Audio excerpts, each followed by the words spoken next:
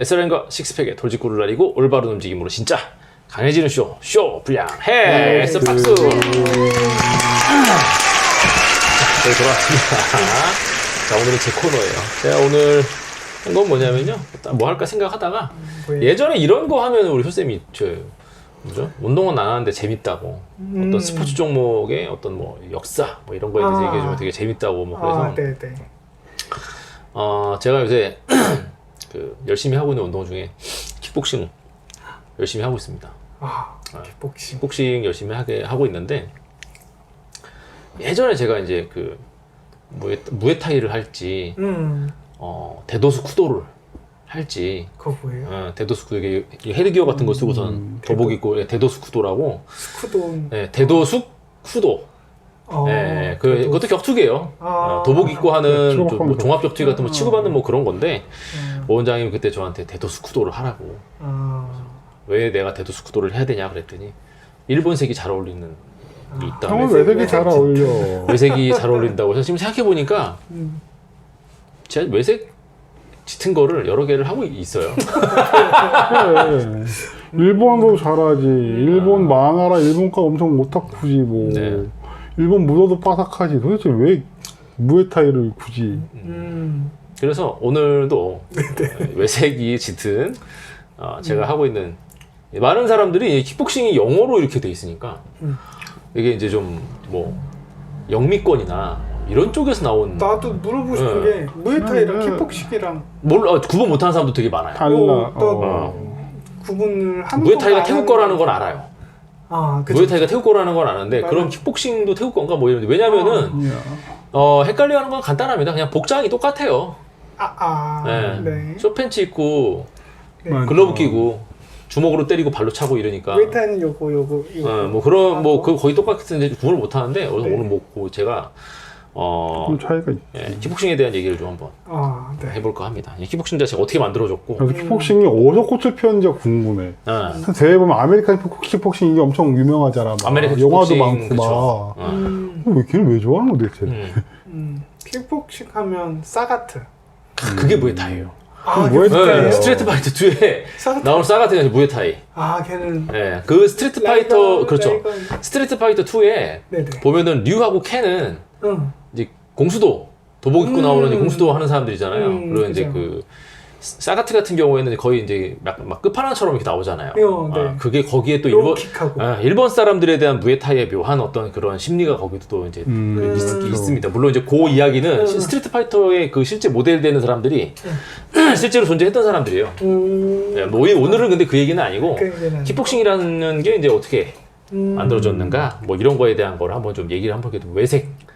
킥복싱은 왜 외색인가? 외색인가요? 왜 그런가에 대한 얘기를 한번 해보려고 합니다. 이게 이제 1960년대로 돌아가서 얘기를 해야 돼요. 1960년대에 일본 같은 경우에는 이제 한국 전쟁으로 인한 이제 경제 성장, 고도의 어떤 경제 성장이 그래서 64년도에 이제 올림픽까지 치르지 않습니까? 그렇지. 64. 일본이? 네, 동경 올림픽. 일본이. 올림픽까지 치르지 않습니까? 그리고 또 하나 이제 발달한 게 있어요. 그때 당시에 전자산업. 전자산업이 발달하면서 TV 수상기 보급률이 엄청나게 높아져요. 엄청나게 높아지면서 이거로 인해서 이제 뭐가 이제 이 일본 국민들의 욕구가 올라갔냐면은 볼거리에 대한 목마름. TV를 통해서 뭔가 재밌는 걸 보고 싶어. TV쇼. TV쇼에 대한 여기는 뭐 근데 당연히 뭐 드라마나 아니면은 뭐 이제 쇼 같은 뭐 노래 부르고 춤추고 뭐 이런 것도 있겠지만은 이제 스포츠에 관한 그리고 이제 TV 수상기 자체가 이제 보급률이 굉장히 많이 올라가면서 사람들이 관심을 많이 가지게 된 게 결정적으로 이제 프로레슬링 때문이죠. 그렇죠. 그렇죠. 우리나라도 인기 많았어요. 그렇죠. 근데 어떻게 그래서 이런 얘기가 있어요. 그 일본 전자산업 특히 이제 TV를 만드는 이 전자산업의 은인은 역도산이라는 얘기가 있어요. 사람들이 역도산 경기 보려고 TV를 막 사기 시작했었거든요. 그래서 이제 요때 당시에 60년대에 그 TV가 쫙 보급이 되면서 일본 국민들이 프로레슬링이나 복싱 같은 것도 있지만 뭔가 좀 더 인간은 그렇잖아요. 이 경제가 성장될수록 옛날 로마도 그랬지 않습니까? 그리고 지금의 우리가 이제 UFC나 이런 거를 보면서 막 이러는 것처럼 굉장히 뭔가 좀 더 폭력적이고 잔인하면서 자극적인 걸 원해요. 60년대 경제 성장에 연관이 있어요. 경제 성장이랑 좀 연관이 있어요. 그게. 저 이번에 다낭 갔다 왔는데 체육관이 없어. 체육관이 없어요? 없어요. 그래요? 그냥 일상생활 다 호텔 카페만 있고 요가원 하나 봤는데 외국인 대상하고 여성 피트니스 전문센터 하나 봤는데 백화점에 있는 거 보니까 외국 사람 대상은 없고 체육관이 거의 없고 그 대신에 거기 좀 어느 정도냐면 그 돈 좀 있는 애들은 자전거 타거나 달리기를 하는 것 같아요. 그리고 거기 일반 사람들은 해변에서 뭘 엄청 많이 해요. 근데 그게 낮에 하는 게 아니라 새벽 한 5시쯤에 해변 나가면 이미 해변이 만석이야. 아, 그 새벽에? 그 새벽에. 이 사람들 술도 안 먹고 잠도 안 나 싶어도 그 새벽에 수영을 엄청 많이 하고 몰더에 더불어서 뭐 족구도 축구도 하고 뭐 해변에서 막 이러고 있어. 그래서 나는 내가 시간을 잘못 봤나? 그래서 다시 보면 새벽 5시 15분인데 해도 내가 오후 5시 15분을 새벽으로 잘못 봤나? 해가 뜨려고 그러는 그래서 그 아침에 수영을 많이 하고 저녁 때는 족구나 축구 같은 걸 해변에서 많이 하고 근데 체육관은 아직 안 가는 거 같아. 근데 있는 걸 못 봤어 체육관. 아직까지 인프라가 그렇죠. 이제는 거기서 이제 사업을 시작하면 되겠네. 거기 베트남도 엄청 성장하고 있는 개발도상이니까 안 될 것 같아. 그래도 아직은.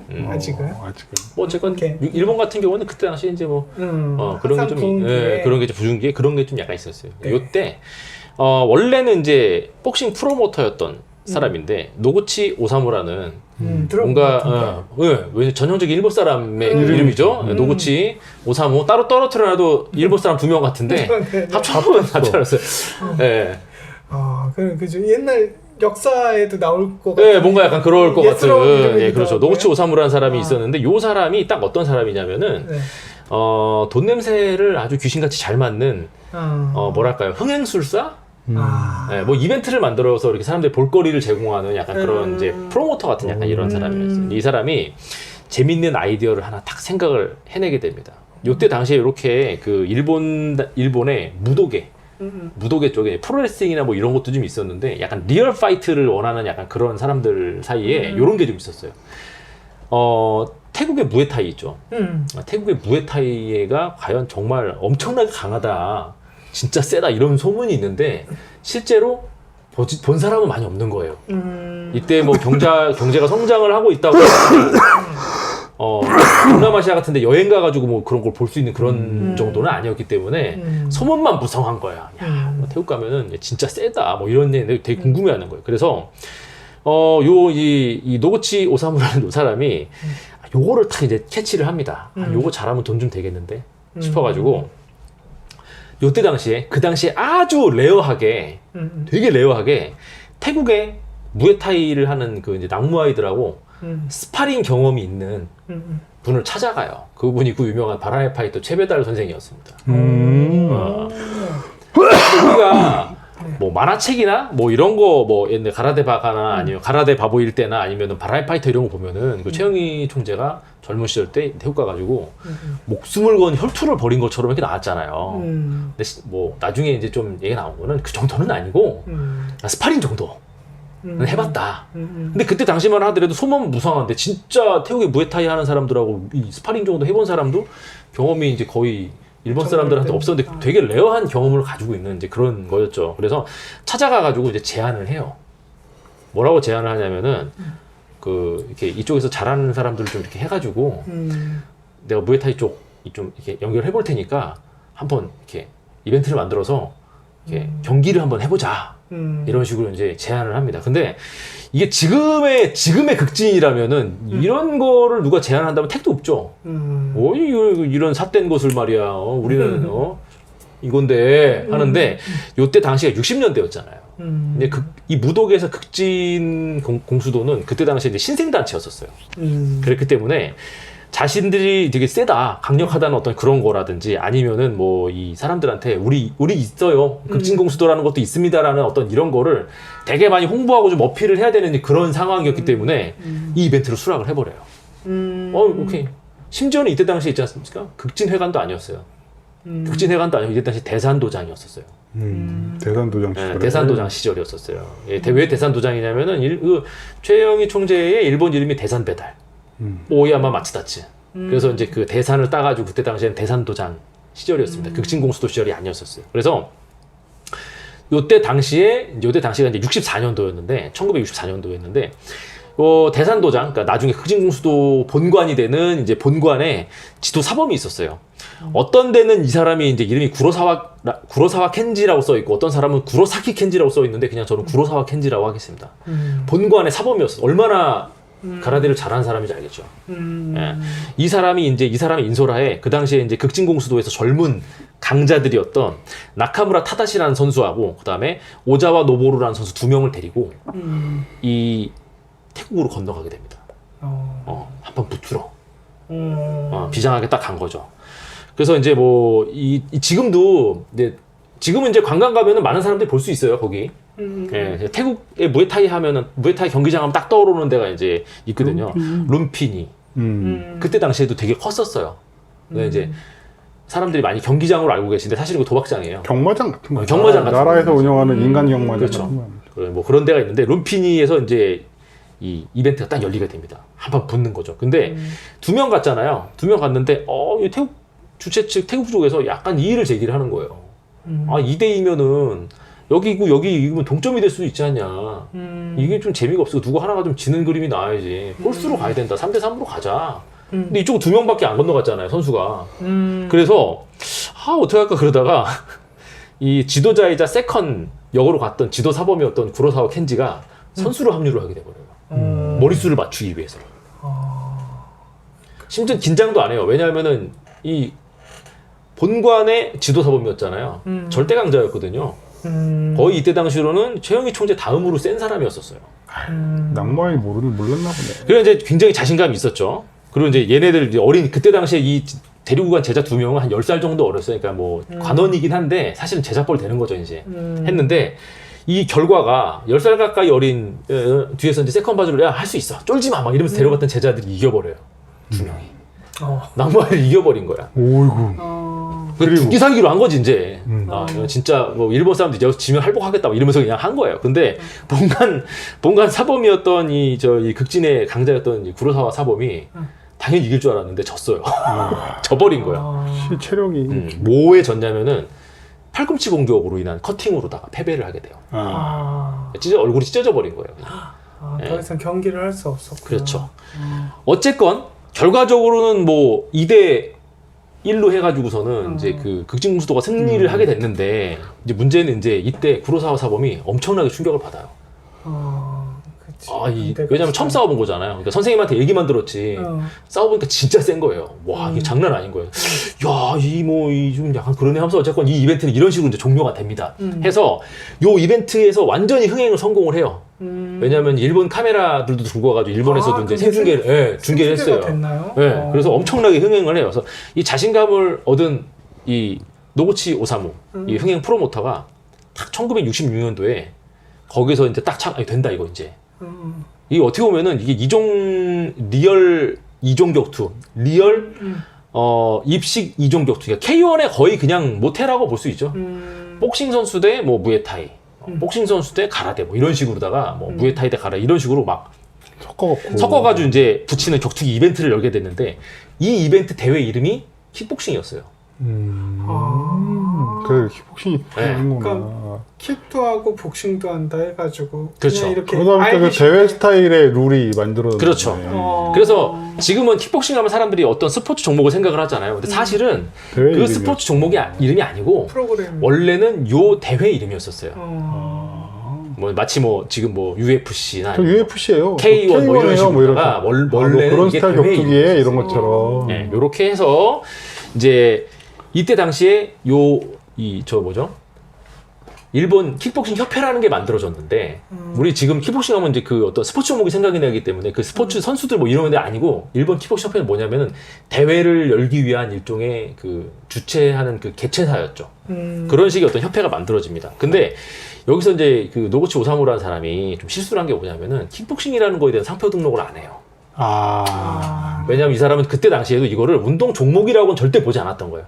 자기가 여는 그냥 이벤트 이름으로 생각을 했던 거예요. 그래서 이를테면 이종 격투기 뭐 그런 식으로다가. 근데 이종 격투기라는 뭐가 그 이름을 쓸 수 있게 해버린 거네. 네, 그냥 그렇게 해버린 거예요. 그래가지고 상표 등록이 안 돼가지고 이후에 킥복싱이라는 이제 이름이 붙은 막 뭔가 단체들이 막 되게 많이 만들어지고 뭐 신일본 킥복싱부터 시작해가지고 뭐 되게 막 그래서 그런 이 뭐라 그러나요? 근데 그 협회 자체를 이 사람이 딱 이렇게 이 이름을 상표 등록을 안 해서 이게 막 중구난방으로 막 지금도 되게 많아요. 예, 그렇게 됐던 이제 원인이 이제 돼버린 거죠. 그래서 이제 정리를 하자면은 킥복싱이라고 하는 게 사실은 어떤 특정 종목의 스포츠를 말하는 게 아니고 특정 무술의 이름을 말하는 게 아니라 처음에는 뭐 대회의 이름 아니면 뭐 이벤트의 이름 뭐 이런 거예요. 예, 그래서 이게 어느 정도로 흥행을 하냐면은 이후로도 이제 계속 흥행에 성공을 해요. 계속 흥행에 성공을 해서 우리가 이제 그거 아시죠? 그 우리 저 지금 젊은 분들 모를 수도 있는데 타이거 마스크.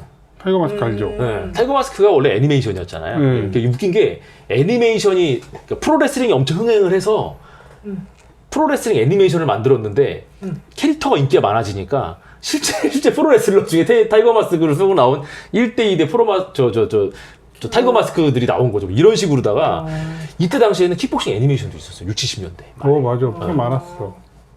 결국 번개맨이 1기, 2기, 3기 있지만 뭐 그런 실제로 식으로 경기에 나가는 거랑 똑같은 거네. 그렇죠. 해서 요때 이제 60, 70년대에 어느 정도 인기가 많았냐면은 일본의 4대 지상파 뭐 NHK, 후지 TV 뭐 이런 거 되게 유명한 TV 여기서 다 뭐 그냥 우리나라 옛날 프로복싱 생중계하는 것처럼 다 생중계도 하고 뭐 굉장히 크게 흥행했는데 이제 문제는 이제 그때 한번 그 오일 쇼크 한번 오지 않았습니까? 전 세계적으로 이제 그때 이제 조금 좀 침체기가 되고 10년대 그 다음에 아까 이제 말했잖아요. 킥복싱이라는 거 상표 등록을 안 하면서 중두난방으로 막 협회가 막 난립을 하기 시작한 거예요. 예.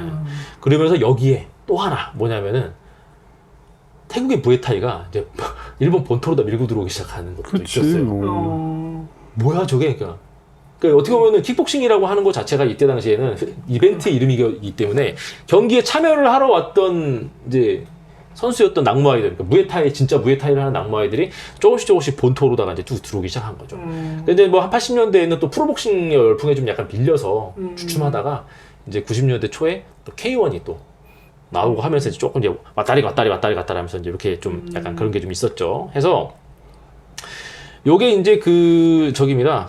한국에서 일본에서 이제 붐이 이제 좀 약간 성행을 했었어요. 예. 근데 이제 요런 식으로다가 조금 왔다리 하다가 이제 K1도 자금난이나 뭐 아니면 뭐 그런 것 때문에 좀 눈물 입식 격투기 자체가 조금 이제 그런 게 있는데 또 이제 무에타이가 또 이제 직접 밀고 일본으로 들어오는 약간 그런 것도 좀 약간 있었습니다. 그래서 일본 사람들도 뭐야 킥복싱이라고 해가지고서는 뭐 하는데 원래는 사실은 그 사람들은 복싱 선수는 아니면 가라데 선수였죠. 그러니까 킥복싱이라고 하는 건 룰이 존재하는 이벤트였지 어떤 무술은 아니었거든요. 네, 근데 와서 보니까 이 무에타이랑 뭐가 다르지? 약간 이런 거. 좀 아까 말씀하셨던 것처럼 뭐 똑같네? 네, 뭐 그런 거부터 시작해가지고 뭐 해서 어떻게 보면은 조금 이제 본토로 들어온 무에타이, 그러니까 일본 본토로다 밀고 들어온 무에타이한테 좀 약간 밀리면서 시장성에서 좀 약간 밀린 이런 것도 좀 약간 있었어요. 뭐가 그렇게 성장하려면 역사가 있던지 스토리텔링이 있던지 뭐 이래야 되는데 사실은 그런 게 없었죠. 대회 이름만 가지고는 버티기가 힘들었다. 그렇죠. 해서 요거가 이제 처음에 이제 그 킥복싱이라는 것 자체가 어떻게 태동이 되고 어떤 식으로 만들어졌는지에 대한 얘기를 하면은 이제 우리가 알고 있는 스포츠로서 무도로서의 킥복싱이 어떻게 정립됐는가에 대한 얘기는 2부에서 쇼불량 헬스는 다음 시간에 이어집니다.